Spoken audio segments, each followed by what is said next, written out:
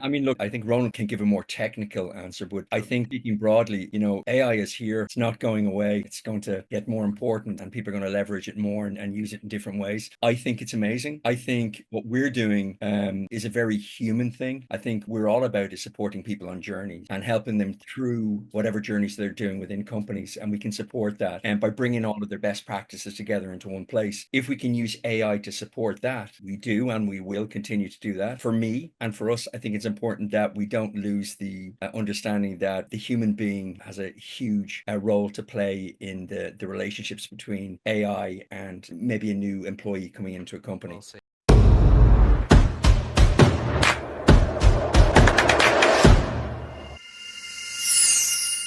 Hey guys, and welcome to the Grow IT podcast. One of your hosts here, Trey King.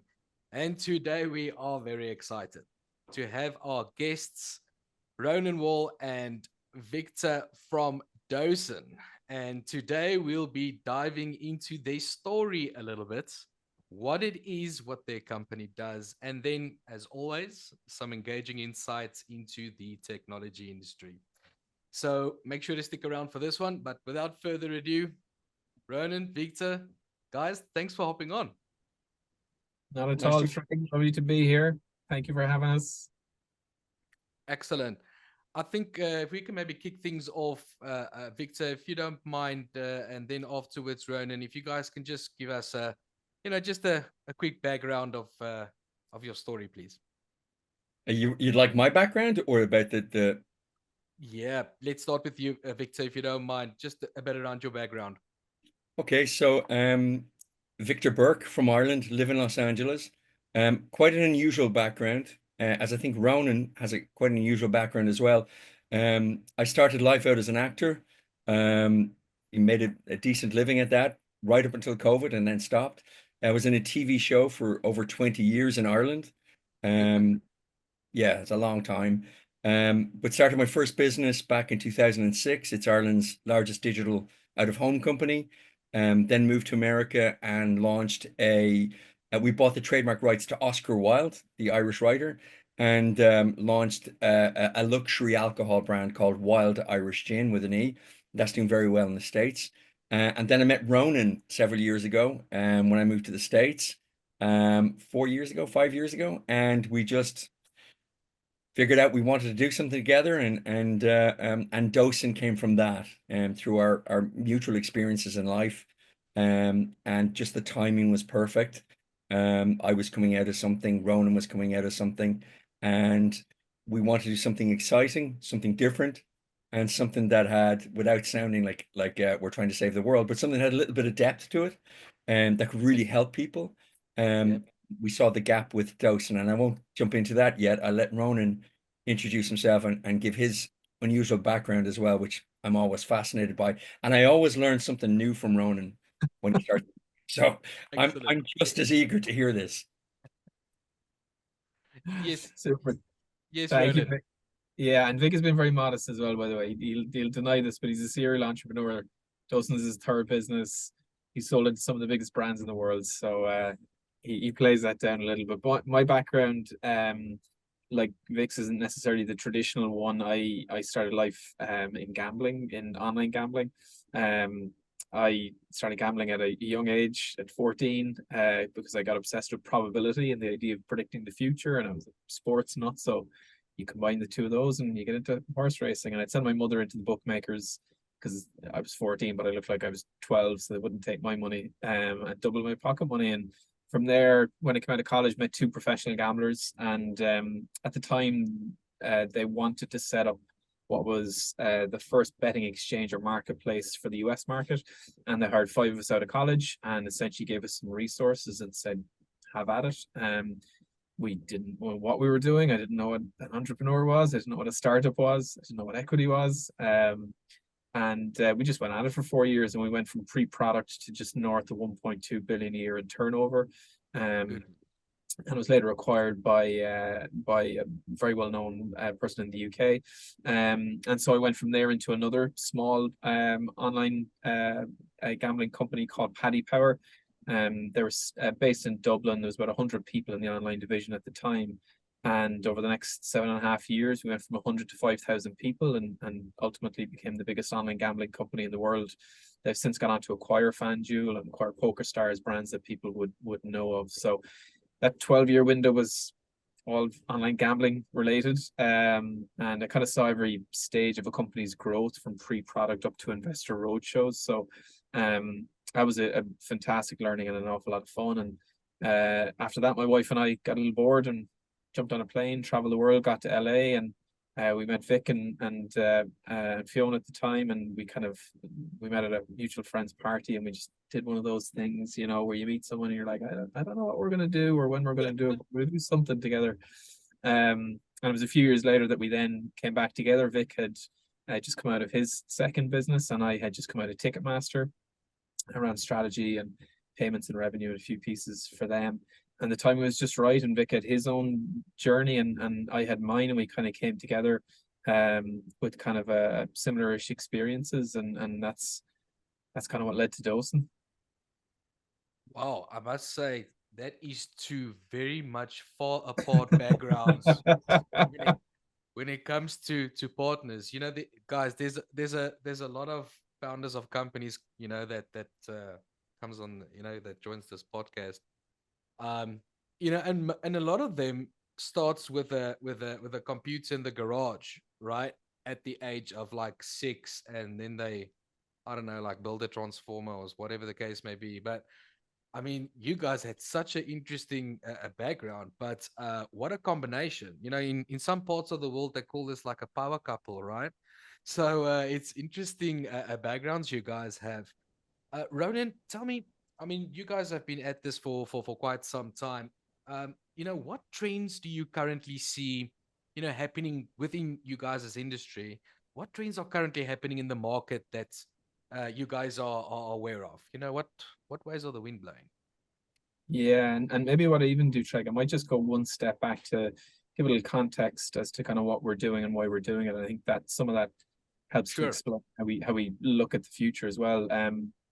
When we came together, my experience that I kind of brought to the table was one whereby in Paddy Power, I'd managed a kind of a small team of 70 people, and within a few years we were award winning, and my ego was having the time of its life, and it was wonderful. But quite quickly that team grew to 300, and it became unstable, and we were no longer award winning, and my standards that I'd set for the group weren't being met, and we were red on all of our scorecards, and it just it wasn't good. And what I couldn't do was keep my team aligned. I couldn't get everyone operating to the same standards. I couldn't get them operating to the same set of best practices.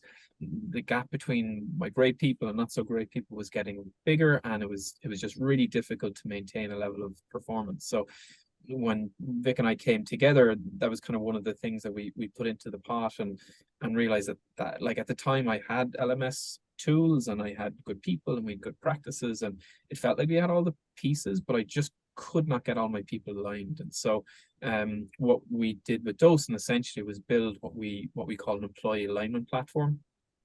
And the idea with it, we work with organizations to help them take their own best practices, their own processes, their own handbooks, their own top talent, you name it, and pull it in together to create digital, social, and gamified masterclasses and mentoring programs.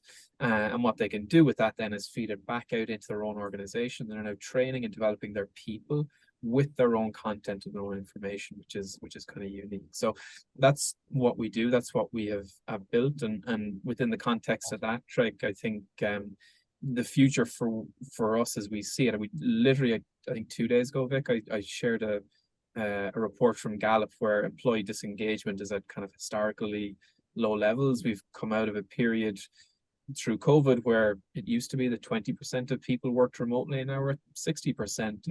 And so there's that disengagement, underperformance, misalignment. It's just growing, and all the old kind of techniques for like maintaining the glue within an organization, they're just not there anymore. There's no water cooler moments. There's no beer on Thursday because you're working from your garage. And so, organizations need something that they're going to use as the glue to kind of keep people kind of together and operating to the same standards and levels. So what we see is an acceleration toward misalignment, toward underperformance, toward disengagement. And you're starting to see it already. The great resignation, I think, was 2021, and we're now seeing the great disengagement. So yeah, that's the world that we see, and we're very fortunate that we've got a head start on this. We've been quite patient in our build up. We've only just taken our first round. We've oversubscribed it quite quickly and closed it, but we can see the winds of change happening now. We've got that head start to be able to lean further into it. That is very much profound what you guys are doing. And I was thinking now, everybody after COVID, I mean, the guys like in the property business, when it comes to business buildings, I know that's quite interesting market now because of all of this. But everybody's like in a certain way like positive for it of working from home. But I think these things that you just mentioned now, Ronan, is something that I think a lot of owners of companies not necessarily do think of. They might think, all right, this actually might be from an operational cost point, it works out well, and that it's a good flow out of that. But I mean, what you're mentioning now, and that statistic you mentioned as well, was it? I think it was from like 20 to 60%, right? That is crazy, man. That's crazy. Yeah. Guys, so the buzzword, as we all know, for the last couple of years is AI, right? And Victor, I've got a lot of owners of companies that either they'll tell me they are not afraid of it, but they are skeptical about it and what it can do and the power of it. I think it's a lot that they do not know it, for that matter, that generative AI. Or then I've got owners of companies coming on and they're like, for it, and all good going forward for something like that. But most of them I found is in the middle, which is curiously optimistic, if I can put it that way, right? What their opinions are. Victor, what's your current opinion on AI? And if that's something obviously you guys make use of in your business as well, if you don't mind just to elaborate on that. Oh yeah, I mean, look, I think Ronan can give a more technical answer, but I Sure. think speaking broadly, AI is here. It's not going away. It's going to get more important, and people are going to leverage it more and use it in different ways. I think it's amazing. I think what we're doing is a very human thing. I think what we're all about is supporting people on journeys and helping them through whatever journeys they're doing within companies. And we can support that. And by bringing all of their best practices together into one place, if we can use AI to support that, um, we do and we will continue to do that. But for me and for us, I think it's important that we don't lose the understanding that the human being has a huge role to play in the relationships between AI and maybe a new employee coming into a company. Well said. I think that and I don't, for the moment, they're not going to create the AI that will emotionally really support somebody or understand the different journeys that we all have because of our different personalities. I think Docen enables people to come into the platform Yeah. to work with a human being. So they work with the best people in that company because we have them in a community section, but also with AI to support that and to drive it and make it easier for them to find the right people, to find the right content at the right time. But Mm. I would hope that we always keep the human being in that relationship and in that conversation, and that the AI aspect of what we're building and what we're driving just enhances that relationship and that conversation. But um, I think the human element will always be there, and the AI will just support that. And that's my own theory. Maybe that will change in a few years. That will, AI will outpower the human being completely, but I don't think Yeah. so. They've been saying this for years in the acting world, um, that AI will take over and drive out the human being. But creatively, I don't see that. And with what we're doing at Dawson, I think it will only enhance what we're doing, and just make the most of what is already there. Right. That's a very interesting take you've got on that. Ronan, maybe something you wanna add to that? Yeah, and I actually I second that what Vic was saying as well, I don't, I, we don't see AI as replacing the people within Right. the journey. I think it's an additional learning tool. So with the way we think about our role in an individual's transition from point A to point B is they need some support to make that transition successfully. And that could be from starting in a company and going through an onboarding journey to be productive. It could be from being a sole contributor into a manager of people. It could be from being a manager to a leader. There's all these transitions. If you think about the employee life cycle, and what organizations try to do today is they try and help people through them by creating programs to aid them, to upskill them, to develop them, and then they transition into these kind of new roles. So that's where we fit in, and we see our role as being the delivery platform for those programs. And then we ensure that the individuals are engaged, we ensure that the program can scale, and we ensure that for the people running these programs that they can actually prove the value of their work, which is incredibly difficult for them to do today. And so as we think about AI, really we see it as an additional learning tool. So for users, Charlie is the name of our AI guide. So Charlie's role essentially is to aid the individual, and that could be to aid them in finding the right people within the community to talk to find the right content to consume, to aid the administrator of the program to set the program up in the most effective fashion. So we're all about leveraging AI to enhance the experience, reduce the effort, reduce the friction, improve the quality, all of those things. So that's where we kind of are applying it today. And what's really lovely about it is the more interaction that happens on our system, the smarter Charlie gets, the better able he is to help people in the future. So there's real interactions happening.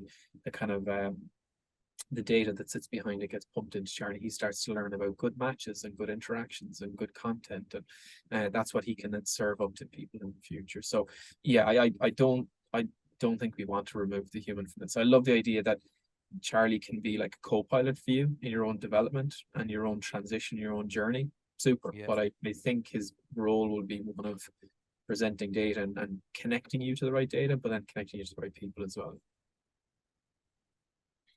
Victor, there is obviously when one grows a business, right? And you've I mean we mentioned your colorful background. Um, when one grows a business, it's not always roses, right? And there's always these ups and downs and challenges and things that comes around with that. Uh, can you possibly provide like, just a bit of an example of, when you guys were at a certain stage or when something happened in the business that was, a difficult time or a challenge rather, and what you guys did to pull through, maybe from a scaling point of view or breaking through the glass ceiling, could you possibly provide us an example? Yeah, I mean, I can't think of one moment. I mean, I know from, as Ronan and I said earlier, this is my third company. Um, and starting from scratch, there's always challenges. And you have to deal with them and move forward. I can't think of one particular case that, nearly broke us. I think myself and Ronan are long enough in the tooth and mature enough to be aware that there's going to be challenges. I think that for me is the biggest thing, is working with Ronan. Is one of the main things I love working with him. He's a very calm guy without talking about him now and giving him praise. But I think that um, to understand that there will always be challenges, and that no matter how good things are going, something will happen. And it's just to calm the situation and find a Yeah, solution, move beyond it. As I said, I can't think of one particular point, but it's continuous. There'll always be challenges, no matter what they are, whether it's financial or, employee issues or client issues, product yeah, issues. yeah, Um, every day, every week, there's something, and I think that's part of the fun, isn't it? That it's never the same day. It's always different. There's always different challenges, and for me, I guess learning that has been difficult over the years.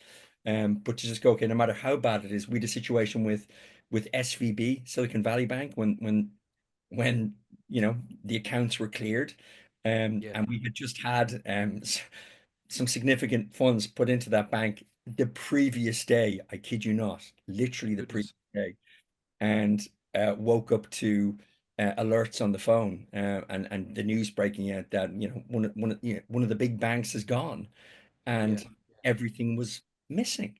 And myself and Ronan got on and we're hoping we were mistaken. And then we spoke to one of our investors, and we were, as I said, we're a little bit older, maybe. I'm 50. Ronan's much younger. But you can say, okay, look, we'll figure this out. And it did work out, thankfully. But if it hadn't have worked out, we'd have found a way. And I think that's really important for people to remember, starting a business on their own. There will be challenges constantly, and it's just about going through them and being calm through them, not panicking too much if you can help it. That is such good advice. Thanks for that. Ronan, uh, you know, we mentioned, we spoke about challenges now.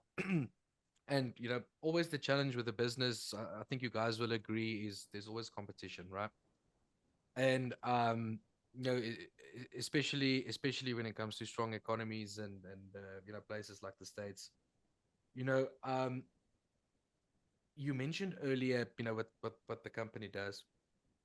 What would you say is like some, in your own words, some of the most significant value that Docent brings to the table, to other businesses? What would you say is that if somebody talks about Docent, this is what they say?